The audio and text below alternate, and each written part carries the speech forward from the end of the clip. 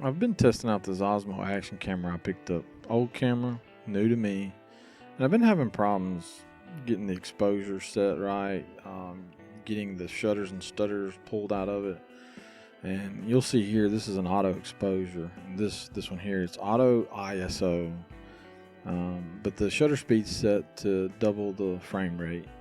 And you know, you can see the shutters and stutters in it a little bit as I make some of the sharp turns and stuff.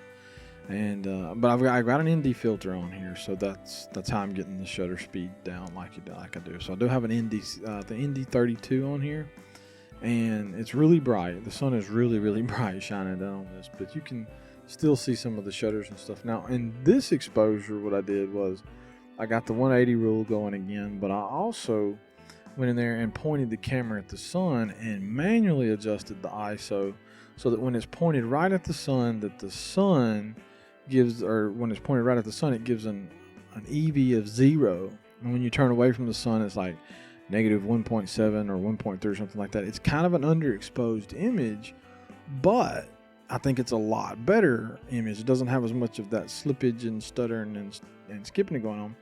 Now, going back to the other with the auto ISO, I'm very confident that what's left in these footages, little jellos and stuff, is from the props. The props that I got on here, they've got a few nicks on them. They're kind of curled. One or two of them's kind of curled on the edge, and it represents like a sort of not a pristine prop and not one that's, you know, fully beat, you know, with chips and stuff missing. It's got a dent or two in it. And so if I can get decent enough footage, cinematic footage with the props like they are in the condition they're in, when I've got clean props on there, I should be able to get a really clean footage out of this camera. And I think I'm confident with the ND filter and manually setting the ISO, manually setting the shutter speed, that we get this footage here.